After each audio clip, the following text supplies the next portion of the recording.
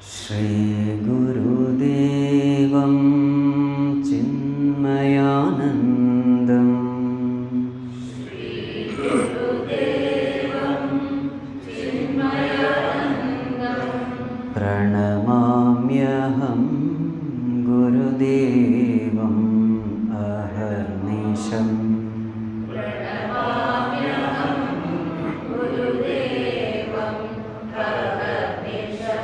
Shri Gurudevam Chinmayanandam Shri Gurudevam Chinmayanandam Pranamamyaham Gurudevam Aharnisham Pranamamyaham Gurudevam Aharnisham Dharmodharakam Gita Pracharakam Dharmodharakam Gita Pracharakam Anandarupam Atmaswarupam Anandarupam Atmaswarupam Shri Gurudevam Chinmayanandam Shri Gurudevam Chinmayanandam Pranamamyaham Gurudevam Aharnisham Pranamamyaham Gurudevam Aharnisham Tamasaharakam Utsahavardhakam Tamasaharakam Utsahavardhakam Tapovanasheshyam Tattvaswarupam Tapovanasheshyam Tattvaswarupam Shri Gurudevam Chinmayanandam Shri Gurudevam Chinmayanandam Pranamamyaham Gurudevam Aharnisham Pranamamyaham Gurudevam Aharnisham Prema Hridainam Paramaviraginam Premahridayinam Paramaviraginam Sannyasinam Gurum Shirasa Namamyaham Sannyasinam Gurum Shirasa Namamyaham Shri Gurudevam Chinmayanandam Shri Gurudevam Chinmayanandam Pranamamyaham Gurudevam Aharnisham Pranamamyaham Gurudevam Aharnisham Pranamamyaham Gurudevam Pranamamyaham Gurudevam Tava nama smaranam mama jivanam Tava nama saranam mama jivanam Tava nama shravanam paramanandam Tava nama shravanam paramanandam Tava nama smaranam mama jivanam Tava nama saranam mama jivanam Tava nama shravanam paramanandam Tava nama shravanam paramanandam Tava rupagrahanam bhavaharanam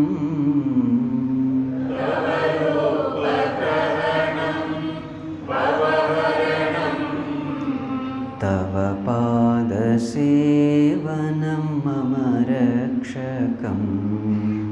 Tava pada sevanam mama rakshakam.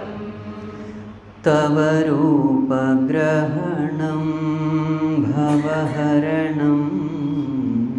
Tava rupa grahanam bhavaharanam. Tava pada sevanam mama rakshakam. Tava pada sevanam mama rakshakam. Brahmanandam Swami namam. Brahmanandam Swami namam. Netranandam Swami rupam. Netranandam Swami rupam. Nityanandam Swami Gitam. Nityanandam Swami Gitam. Hridayanandam Swami Bodham. Hridayanandam Swami Bodham. Atmanandam Swami Dhyanam. Atmanandam Swami Dhyanam. Anandam Paramanandam.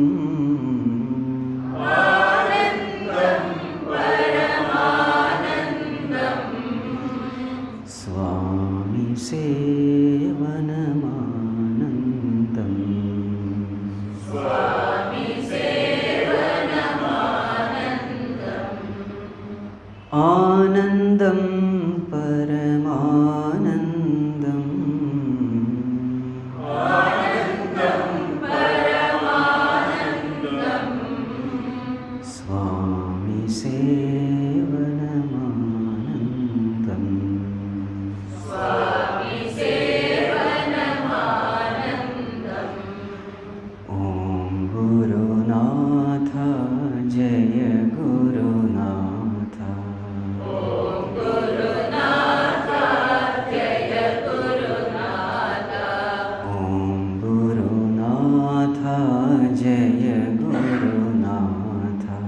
Om Gurunatha Jaya Gurunatha. Om Gurunatha Jaya Gurunatha. Om Gurunatha Jaya Gurunatha. Om Gurunatha Jaya Gurunatha. Om Gurunatha Jaya Gurunatha. Om Gurunatha Jaya Gurunatha. Om Gurunatha Jaya Gurunatha. Sadgurunatha. Sadgurunatha. Mama Gurunatha. Mama Gurunatha. Boliye Shri Sadgurunath Maharaj ki.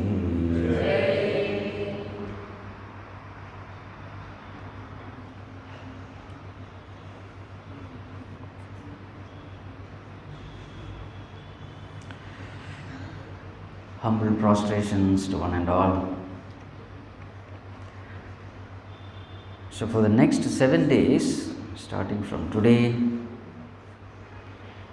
we are going to discuss Gurupādukā Stotram. Who has composed Gurupādukā Stotram? So it is widely believed that it is none other than Bhagavān Ādi Shankarācharya who has composed. But then it is said that Sri Satchidananda Shivabhinava Narasimhabhārati Swamiji, the 33rd Acharya, Pontiff of Sringeri Math, this Swamiji is the one who has composed this. Anyway, it doesn't make any difference to us. So now, what is the content of this stotram? Any content of stotram is stuti. Stuti means glorification. So what is glorified in this stotram? So the name itself suggests Gurupādukā Stotram. So what is glorified? Guru's Padukas are glorified. Padukas means what?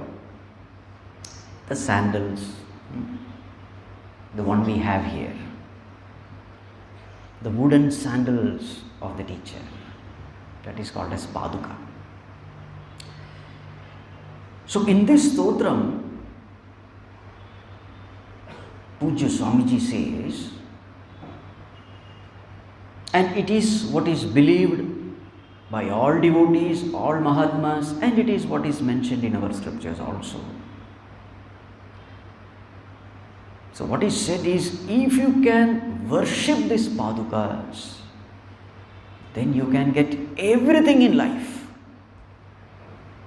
These Padukas are capable of blessing you with everything. Everything means what?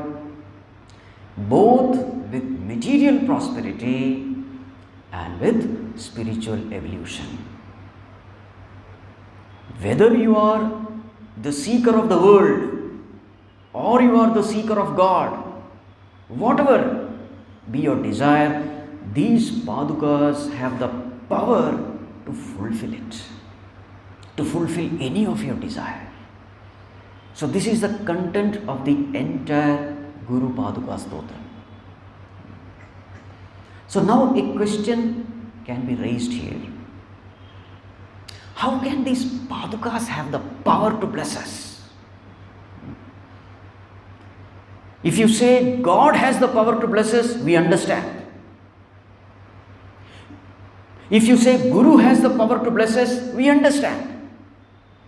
God has the power to bless us because He is omnipotent, omnipresent, omniscient. He is all powerful, so He has the power to bless us. So yes, we accept. God can bless us. Guru also can bless us, we accept. Because Guru has done so much of sadhana, so much of tapas. So with the power of his austerity, he can bless us. It is possible. But then, when you see these Padukas, these inert things, just made of some wood, if you say these Padukas can bless us, it is something which we cannot digest. Are you able to understand the question? God can bless us, we accept, He has the power. Guru can bless us, yes, we accept because he is one with God. Guru is the one who has realized through his direct experience, Aham Brahmasmi, so he is one with God, so therefore Guru also has the power to bless. But how can these Padukas? So very many people have this, feeling that these Padukas are inferior compared to God or Guru. So this stotram says, no, they are all equal. Namo Namah SHRީ GURUPādukāBHYAM. Again and again this quarter is repeated, saying that these Padukas are equivalent to Guru, equivalent to God. They are all one. There is no difference. But still, we find it difficult to digest. So therefore, we have to first understand why these Padukas are glorified. These Padukas are glorified because these Padukas, they symbolize the highest form of surrender, the highest form of devotion, the highest form of discipline, the highest form of obedience, the highest form of sacrifice, the highest form of service, the highest form of ego effacement. Swamiji, you will have to prove it. Just making some comments will not do. Yes, I am ready to prove it, provided you use your heart and not head. In spirituality, there are times when you have to use your head. Whenever there is a logical analysis, use your head. Whenever doubts have to be cleared, use your head. Using your head means what? Using your logic, using your reason. It must be intellectually convincing. So whenever doubts are there, you will have to use your head. But in spirituality, there are times when you have to keep your head aside, you will have to use your heart. You will have to use your emotions. You will have to use your sentiments. Their logic has no place. Just keep aside the logic. You will have to fill your heart with devotion. So both head and heart has to be cultivated if you have to successfully lift yourself in the path of spirituality. Mere developing the head will not do. Mere developing the heart also will not do. What happens when you merely develop your, say, heart? You will become a sentimental person, an emotional person, a crying and weeping person, full of belief in all kinds of superstition, etc. Yes, because there is no guidance, there is no direction. That is one danger. What happens if you use only your head and not your heart? You will become a dry Vedantin. You understand what is dry Vedantin? You will speak Aham Brahmasmi, this, that, etc. But deep down you know that these are all words. I had no such experience, though I am attending so many classes, etc. They say I am Ananda Swarupa, but not even an iota of Ananda I have experienced. This will be your experience if you approach spirituality with a mere head. So therefore, in spirituality, we ask the devotees to develop both the head and the heart. Right? Okay. So now, the point is this: how can these Padukas bring out of us the highest form of reverence? So what I said, you will have to use your heart. Now for some time, just imagine that these Padukas have life. So now these Padukas, what are they doing? They are serving the holy feet of the Guru. Yes or no? Yes. Now, just observe what kind of service are these Padukas rendering to the Guru. It is a 24/7 service. Yes or no? Means what? Whether it is rainy season, whether it is summer season, whether it is winter season, Padukas are always there waiting outside. Remember, Padukas are never taken inside. It is always outside the hut of the Guru, waiting there to serve the teacher. Try to bring feelings here. Right? So those Padukas are waiting. Even if Guru comes out at 12 o'clock midnight, what are the Padukas doing there? It is waiting. It is available. You see, I am available for my teacher. Any moment, I am available. You see, 24/7 availability. Right? And what kind of service are these Padukas rendering to the teacher? The Padukas have only one goal in mind: the lotus feet of my Guru should be safe, should be secure, should be comfortable. I may go through any pain, that's okay. It is not at all, So the Padukas are this way, that is the attitude. So there is a dirty place and the Guru is walking with these Padukas. So who becomes dirty? The Padukas become dirty And what are these Padukas doing? It is keeping the feet of the Guru clean. It may be hot summer season. Maybe the Guru has to walk over a rock and the rock is hot, very hot. Now what are the Padukas doing? It is taking that heat and it is keeping the feet of the teacher cool. So what kind of sacrifice you see here? It is all, self-sacrifice. It is okay if I go through all pain, it's okay, but my Guru should not go through any pain, any suffering, any inconvenience. This is the attitude. There is a slippery area. So what does the Paduka do? It gives grip and it saves the Guru from physically falling. An unclean place, a filthy place, the Padukas become filthy, unclean, dusty, but it protects the feet of the Paduka and feet of Guru. Right? And in the process, what happens to these Padukas? There is a wear and tear, isn't it? And finally a time comes when the Padukas can no more be used because it has been so much used, completely worn out, the Guru may even throw away the Padukas. And what is the place given to these Padukas? Always outside. You see, we don't take Padukas into the temple, into any house, no, always out. So this is a kind of service rendered by the Padukas.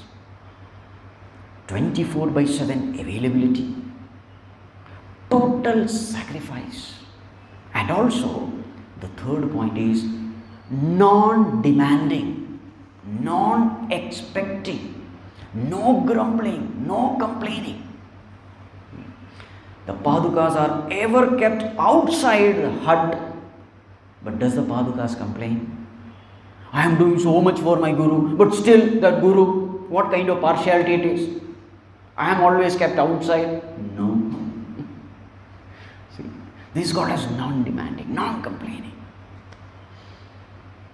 Any auspicious function you see, not only auspicious, but everywhere you see, the Padukas are always kept outside. Others all enter inside as though these Padukas are the most inauspicious thing, dirty thing, unworthy thing. It is kept outside. But do these Padukas complain? No, non-complaining. Sometimes these Padukas are never used. It is kept in a corner. The Guru may not even use the Padukas. It is just made and kept. Padukas don't complain. Why I am not used? He doesn't complain. Padukas also don't go, why I am only used, only I am used. The other Padukas also, they are not used. No complaint. So wear and tear is happening, there is no complaint. And finally Guru discards that. Even then there is no complaint. Non-demanding, non-complaining, non-grumbling attitude. Service, sacrifice, non-demanding. And the fourth one, absolute egolessness. The Padukas never say, I must be kept on Guru's head. Why is it that I am only serving the feet of Guru? Now generally feet is considered to be, the lowest part. Even in Purusha Suktam it is said, head is the Brahmana, hands mean Kshatriya, thighs means Vaishya, and Shudra is feet. Isn't it? So as far as the body is concerned, the most inferior part is considered to be the feet. And what are these Padukas doing? These Padukas are serving the lowest part of the Guru. But there is absolutely no feeling. This feeling of inferiority complex.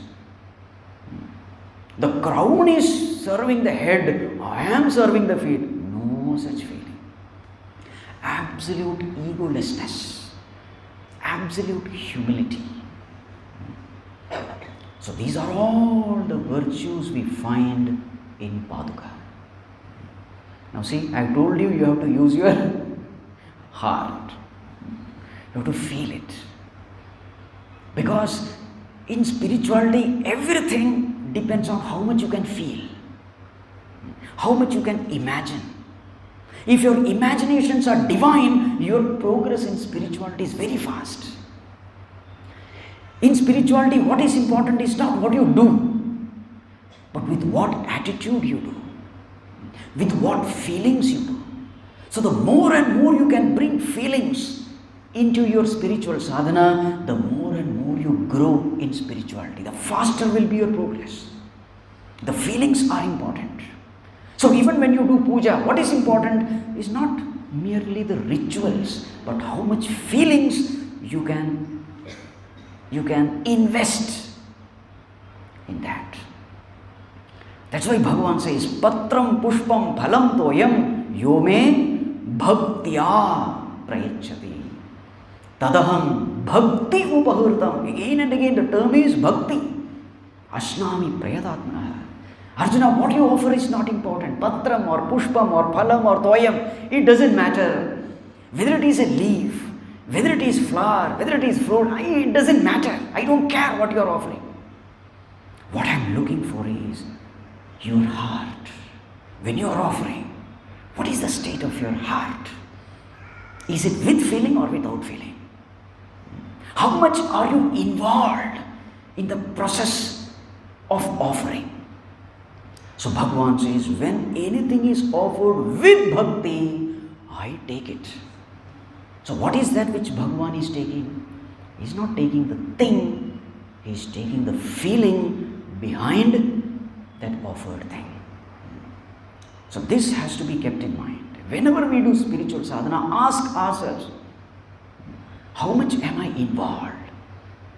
Is it mere the physical part which is involved in all this sadhana, or am I deeply involved? Is my mind involved? Is my feelings involved?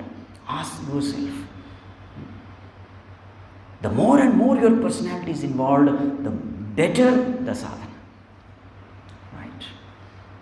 Coming back to Padukas now. So,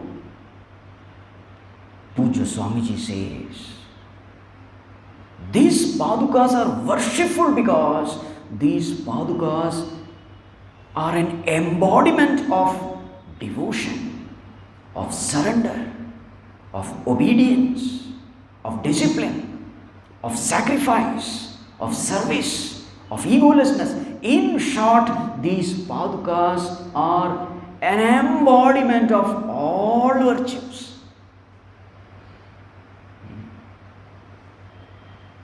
So therefore, any entity which is full of divine virtues, any entity, be it sentient or insentient, that entity is worshipful. How much is it worshipful? It is as worshipful as God. It is as worshipful as Guru. There is no difference. Even in a human being, when that human being is filled with divine virtues, that human being is worthy of worship. That's how we worship Guru. Guru is also a human being only. But why is he worshipful? He is worshipful because he is an embodiment of virtues. Bhagavan says, Aham Bhakta Paradhina. Devotees, they worship God. Whom is Bhagavan worshipping? Bhagavan is worshipping the devotee. Bhagavan says, I am a helpless servant of my devotees. So Bhagavan himself is worshipping a man of virtues. Yes or no? Right. So Pūjya Swamiji, Narsimhabhārati Swamiji says, Namo Namah SHRީ GURUPādukābhyām. These Padukas are worshipful. Namo Namah. Time and again and again, my prostrations to these. You see, SHRީ GURUPādukā it is said. SHRÍ means what? Divine, sacred, worshipful, holy.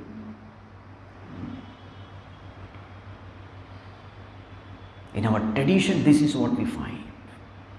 Any person who is filled with these virtues, they are worshipped, they are glorified. The virtues of sacrifice, of surrender, of devotion, of humility. In any person we find, that person becomes worshipful. It doesn't matter which caste, which creed, which nationality, which religion, we don't care. What we see is these virtues. So Padukas are worshipful. So what is the content of Gurupādukā Stotram? Whatever you want. With these feelings, you worship these Padukas. With what feelings? Padukas stand for these virtues. Develop these virtues in you. May Padukas be the role model in service. Serve the world, serve the Lord, serve Guru with this attitude, with all these noble virtues, and you can get anything in life. It's a kalpataru, it's a kamadhenu. So this is the message of Gurupādukā Stotram. Right.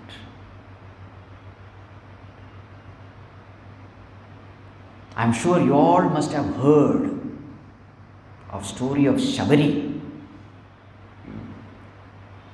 Shabari Mata.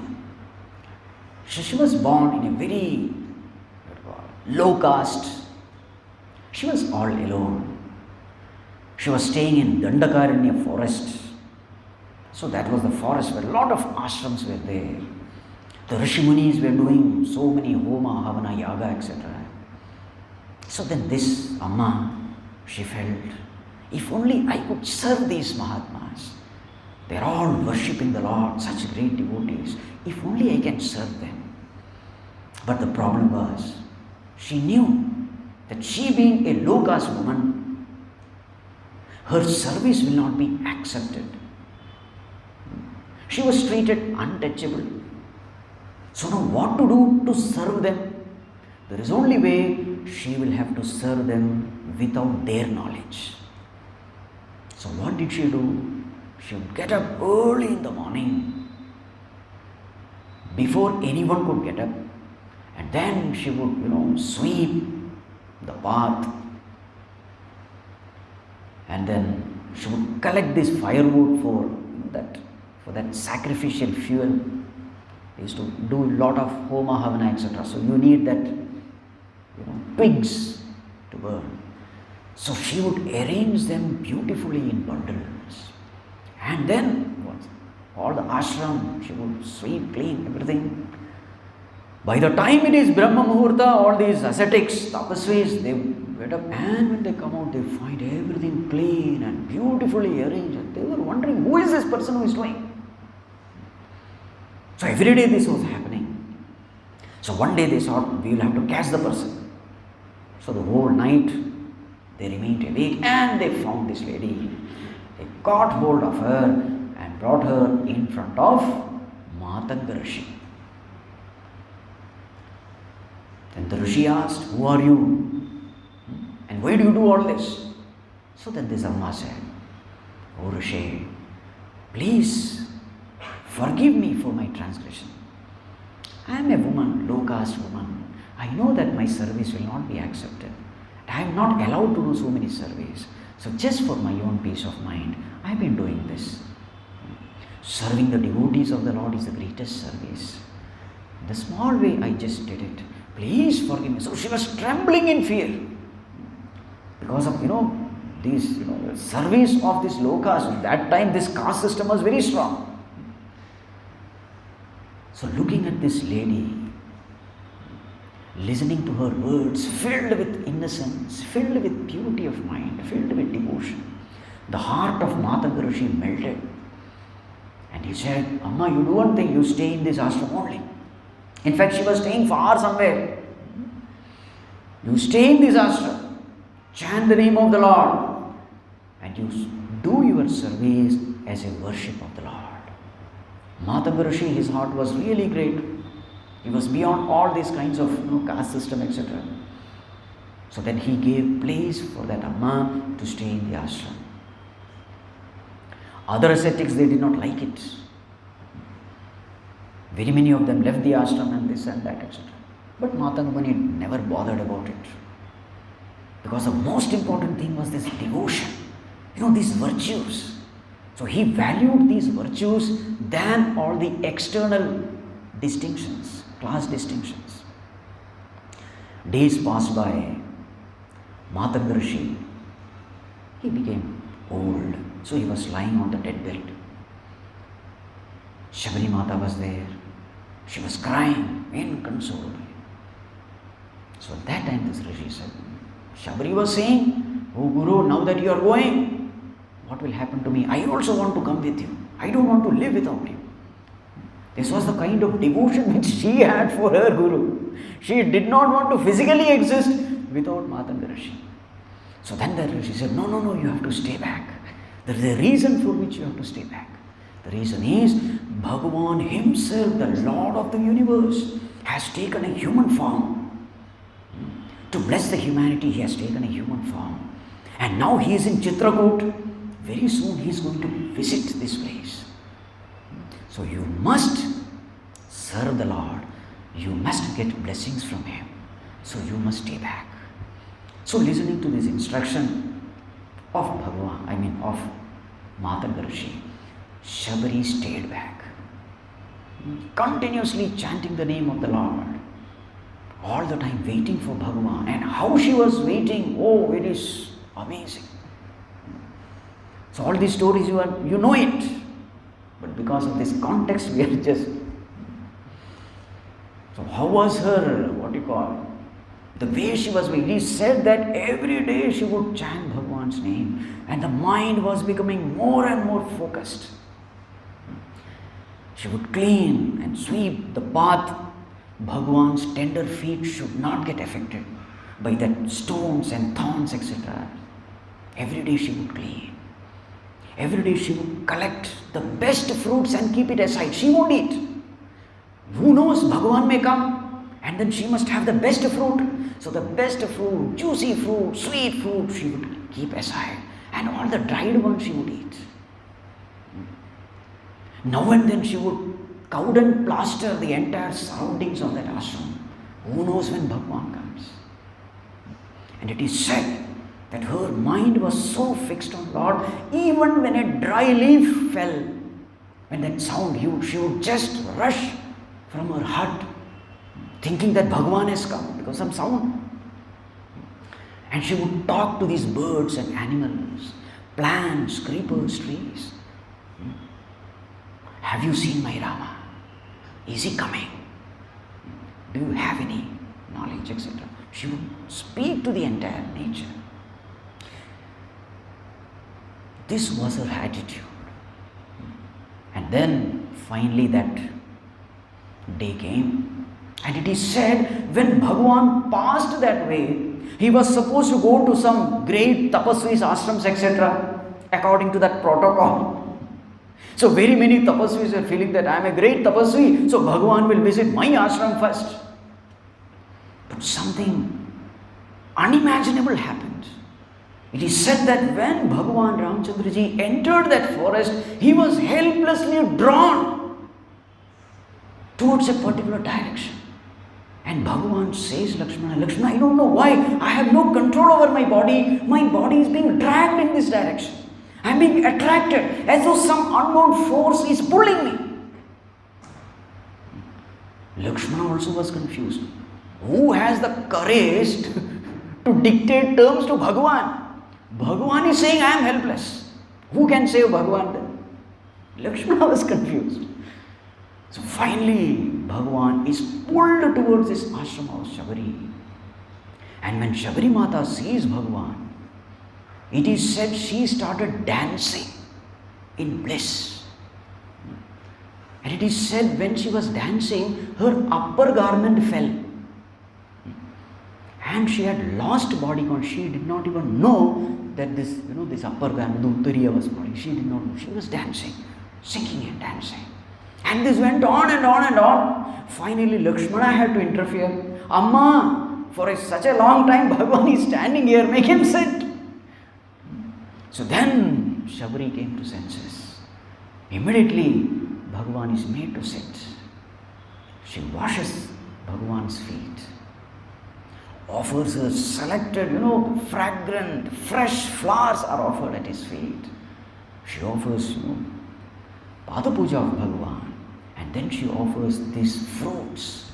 So the story all of you know. So, she ate and then that jhuta she gave. But actually, there is no such mention in Ramayana. Okay. So, these are all the statements of devotees. And that is also sweet. We don't deny it. The imaginations have no limit. So, any imagination in line of devotion is accepted. What is written by Veda Vyasa Rishi is Parikshya Paribhakshya. So it is possible that Shabari Mata knew certain trees which gave good fruits, sweet fruits, just by look of it and through your experience of the past, so many days you have been eating the same fruit, so these fruit must be tasty, this color is good, this is fresh, from this particular tree it is good, so you know it through your experience. So it is with that experience she was giving. It is not that she was eating and then, it's tasty, you take. That is also sweet. So anyway, we don't deny that aspect of the story. Because what Bhagavan says is not whether, it is defiled or not. What Bhagavan says is bhakti that we have seen. So then finally, Shabari Mata does all this and then she says, Bhagavan, I am a woman born in low caste and I am illiterate, I am uneducated, I don't know these scriptures, shastras, etc. So I am not even able to sing one hymn, one stotram to you. Bhagavan, please forgive me. I am not fit even to serve these lotus feet. I am a devotee of the 100th order, she says. 100th order means what? Your devotees, your servants, like that. 100th order I am. I don't have any qualification to worship your lotus feet. Bhagavan, so please forgive me. So you know what Bhagavan said at that time? Amma, there is only one relationship I value. There is only one relationship, and that is the relationship of love. Anyone who loves me, I love him also. That person is very dear to me, who loves me. Not the person who is doing so many rituals and studies and this and that, that's okay. But if that person has no devotion, then he can never reach me, he can never see me. Amma, you have devotion. 9 disciplines are mentioned. Devotion, different disciplines. So in Adhyatma Ramayana, 9 disciplines are mentioned. Bhagavan Ramchandra says, Amma, you have all these 9 disciplines in full measure. So therefore you are the most dear to me. Bhamini is the term used. Oh, most beautiful lady. Physically she was not very attractive. But according to Bhagavan, Shabari was the most beautiful lady. You see. And finally, Shabari Mata, out of that Jataragni, Yogagni, she burns her body into ashes and becomes one with Bhagavan. So why all these discussions? Now see the level at which Shabari Mata has been seen by Bhagavan. Whomever Bhagavan gives certificate, that is the ultimate, isn't it? Any human certificate is not great. The real certificate is the certificate given by Bhagavan. So Bhagavan says, Shabari Amma, you are the most dear to me. Why is Shabari Mata dear to Bhagavan? Because of all these virtues. So wherever you find these virtues, in whomever you find these virtues, that person is worshipful. So with this reason we can say the Padukas are worshipful. Because in these Padukas we find this. This kind of service, this kind of surrender, this kind of devotion, this kind of total self-effacement. This self-effacement is called Yajña Bhava in Bhagavad Gita. What is Yajña Bhava? Yajña means sacrifice. Sacrificing oneself to such an extent that you are no more there. What is there is only the altar of sacrifice. Now this is called as Yajña. That is why this camphor and ghee, etc., they are considered sacred. So what do these do? Camphor you burn, after that what remains? Nothing remains. So anyone who can sacrifice oneself so totally, so completely, that after that, that person is not there, only that fire which has consumed, only that is there. If anyone can do this self-effacement, this Yajña Bhava, if someone can bring, then that person becomes the holiest. As Pūjya Gurudev used to say, to the extent ego vanishes, to that extent Lord enters. So what is our job as sadhaka? Our job is only one. As much as possible, let us try to step aside and allowing the Lord to take over. This is all we have to do. To the extent we can do this Yajña Bhava, Tasmat Sarvagatam Brahma Nityam Yajña Pratishtitam. It is said in Karma Yoga chapter. Sarvagatam Brahma, that Supreme Lord, is established in Yajña, it is said. Means what? If we have to reach God, there is only one way. Yajña Bhava is the way. Self-sacrifice is the way. Self-effacement is the way. And this is what we find in Gurupādukās. Sacrificing oneself, effacing oneself, becoming a nobody, and allowing only Bhagavān to be there. And this is what we find in great devotees like Hanumanji also. Everywhere you will find this. Anyone who can empty himself and allow the Lord to function through him, such a person is worshipful, such a person is divine. In Shabarimala also you find this coconut. What do they do with coconut? Inside everything is clean and they fill ghee in it, isn't it? That's one of the ritual when they go to Shabarimala. Now what is that? It is symbolic meaning is this. Empty yourself and fill yourself with God. Today is Pūjya Gurudev's Jayanti. So why is Pūjya Gurudev worshipful? We are worshipping Gurudev every year, Jayanti and Aradhana Day, isn't it? Why Pūjya Gurudev is worshipful? Pūjya Gurudev is worshipful because Pūjya Gurudev has done this. What? Self-effacement. Whatever knowledge I have gained from this Guru Parampara. I have gained from Swami Shivanji Maharaj, from Taponji Maharaj, from Bhagavān Shankarācharya. So therefore, let me devote my life in serving them, in spreading their message. So Pūjya Gurudev dedicated his entire life for this, spreading the message of the scriptures. He always used to say, don't hold on to me, hold on to the scriptures. Hold on to this Guru Parampara, don't hold on to me. Today I am there, tomorrow I will not be there. I am a nobody. Hold on to these scriptures, hold on to this knowledge. This was the message of Pūjya Gurudev. Why did he keep that BMI chart always? So that attention of the public is not upon him, attention is upon the scriptural knowledge. You see, this is called a self-effacement. For him, Yajña was not just, giving discourses. For him, it was a puja.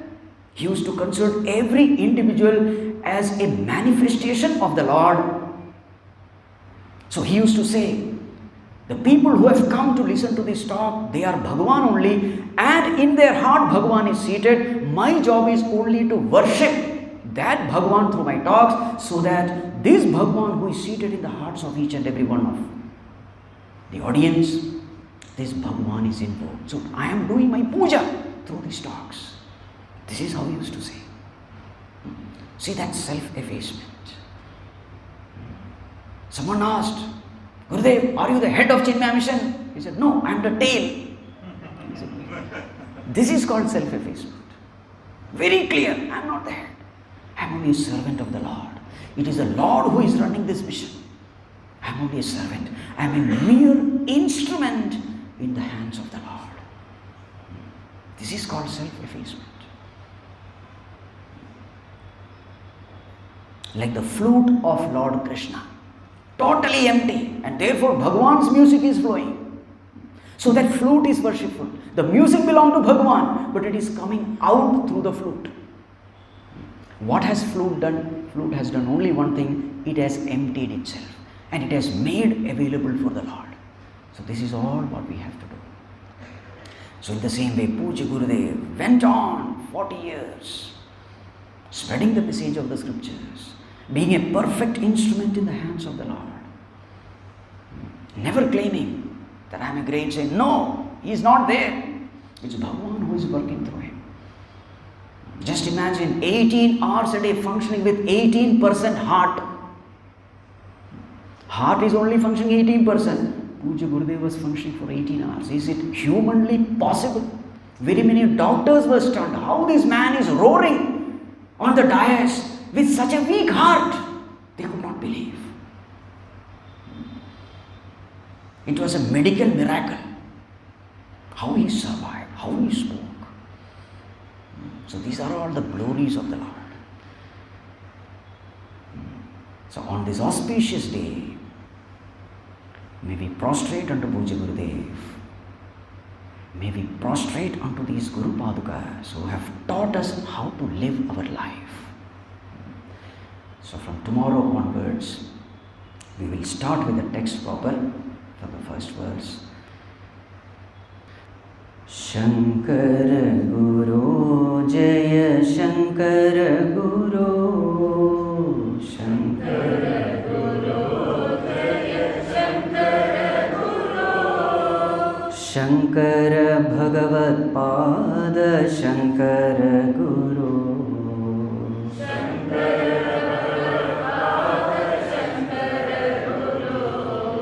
Shankara Guru Jaya Shankara Guru Shankara Guru Jaya Shankara Guru Shankara Bhagavad Pada Shankara Guru Shankara Bhagavad Pada Shankara Guru Shankara Guru Shankara Guru Shankara Guru Shankara Guru Shankara Bhagavad Pada Shankara Guru Shankara Bhagavad Pada Shankara Guru Apara Mahima Gurunatha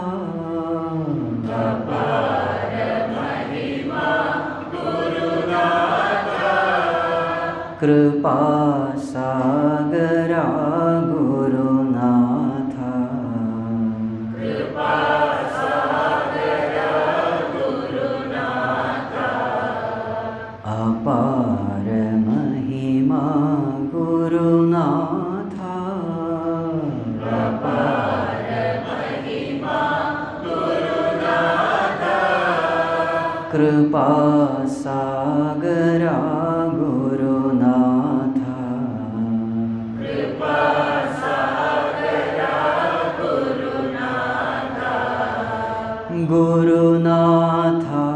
Jaya Gurunatha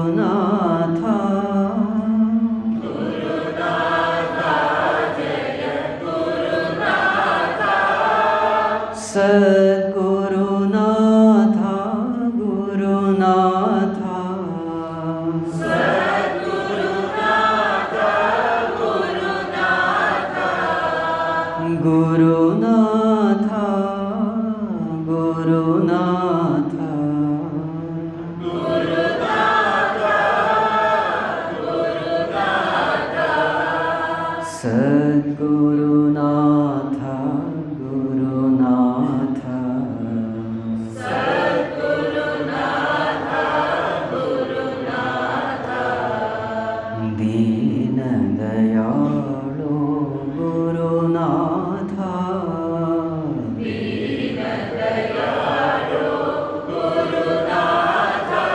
ಪರಿಪೂರ್ಣ ಕೃಪಾಳೋ ಗುರುನಾಥ ಪರಿಪೂರ್ಣ ಕೃಪಾಲೋ ಗುರುನಾಥ ದೀನ ದಯಾಳೋ ಗುರುನಾಥ ದೀನ ದಯಾಳೋ ಗುರುನಾಥ ಪರಿಪೂರ್ಣ ಕೃಪಾಳೋ ಗುರುನಾಥ ಪರಿಪೂರ್ಣ ಕೃಪಾಲೋ ಗುರುನಾಥ ಗುರುನಾಥ ಜಯ ಗುರುನಾಥ ಗುರುನಾಥ ಜಯ ಗುರುನಾಥ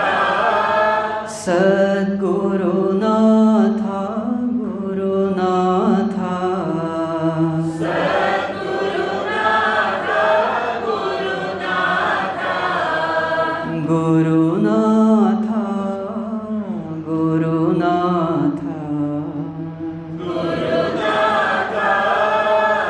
ಗುರುನಾಥ ಸದ್ಗುರುನಾಥ ಗುರುನಾಥ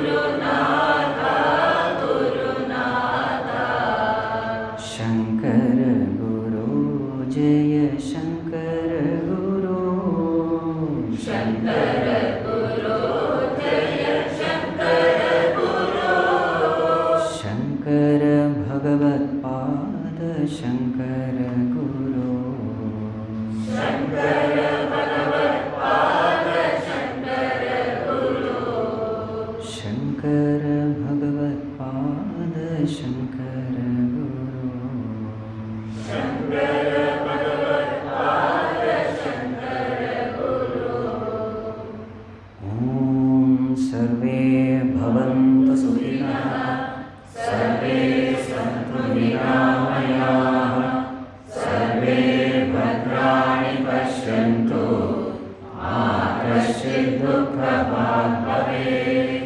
असतो मा ಸದ್ಗಮಯ ತಮಸೋ ಮಾ ಜ್ಯೋತಿರ್ಗಮಯ ಮೃತ್ಯೋರ್ಮಾ ಅಮೃತಂ ಗಮಯ